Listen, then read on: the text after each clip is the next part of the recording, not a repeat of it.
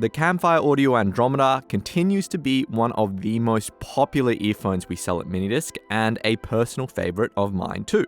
Over the years, Campfire has launched quite a few variants and revisions of the Andromeda.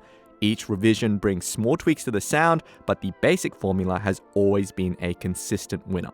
Balanced, fast, and natural sound with a hint of warmth. For some people, it's darn near perfect, and for others, the Andromeda could do with a deeper bass response and more richness to the vocals, and I happen to fall in the latter camp myself. So enter the Ara, a titanium-shelled beauty that ups the driver count from the Andromeda's 5 to a total of 7 drivers. There's been tweaks to the acoustic design, and the Ara promises improvements to bass response in particular. But is the Ara a natural upgrade over the Andromeda, or is it something entirely different?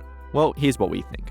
Firstly, the physical design of the Ara is largely unchanged from the Andromeda, with the same faceted geometry that at this point has become iconic. The first big change is the new titanium shell, which has a glossy luster in person which isn't obvious in pictures. The stainless steel nozzle is also longer on the Ara than on the Andromedas, and while we're sure this was done to tune the sound, it also means the Ara is more comfortable than a standard Andromeda, since there is less chance parts of the metal body will rub against the inner ear. But the real wizardry is going on inside the Ara.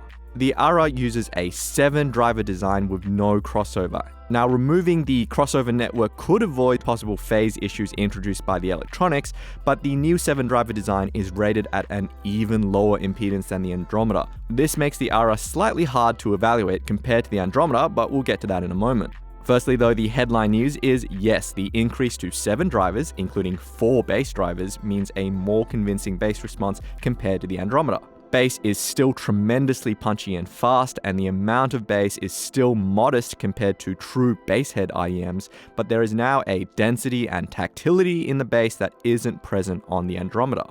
Vocals are also more prominent, but the Ara takes a different approach to vocals than, say, the limited edition Andromeda S. While the stainless steel Andro S emphasizes lower mid-range vocals, resulting in a smooth and mellower version of the Andromeda sound, the Ara pushes the energy in the upper mid-range vocals, resulting in a brighter, more high-energy sound, and in some ways the Ara sounds more like a typical Japanese earphone from, say, Audio-Technica or JVC, and as a result the Ara will probably sound overly bright to some people. But there is some real devil in the details. The Ara, like the Andromeda, will sound different depending on the output impedance of the source you plug it into.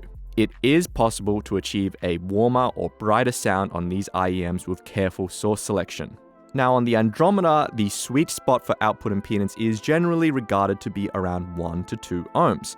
Lower than 1 ohm and the Andromeda will begin to sound overly thick and bassy, and over 2 ohms, it starts to sound overly bright and grainy. Personally, I like my Andro S with the Astel & Kern SP1000M, whose balanced and unbalanced output impedance falls exactly within that 1 to 2 ohm range. For the Ara, I actually find that while the sound is not harsh, the extra upper mid-range energy means that the earphone can sound edgy and splashy on some tracks in a way that the original Andromeda and the Andro S never do.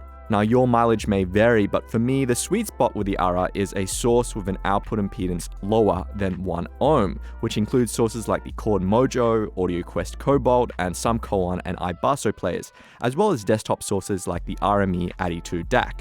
But on top of that, the Ara, like the Andromeda, is extremely sensitive and will also pick up a great deal of electronic hiss and fuzz from almost any source, including some of the sources previously mentioned. That's why my personal recommendation for a portable pairing with the Ara is the Koan Plenu R2. Unlike any other player I've tried, the Koan Plenu R2 does not produce audible background noise with the Ara on either the balanced or unbalanced outputs.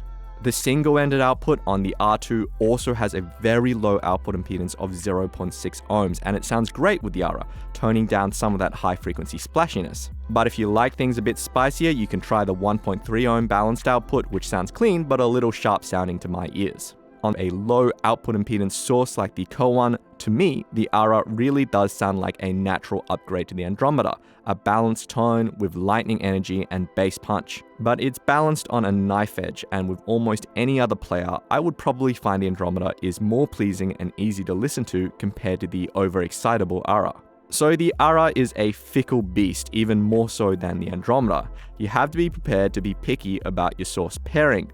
But when things line up just right for the Ara, I think you can achieve the holy grail, an Andromeda, but betterer. Let us know what you think. You can drop into our store and have a listen or order online at minidisc.com.au. This is Lachlan for Minidisc TV, and we'll see you next time.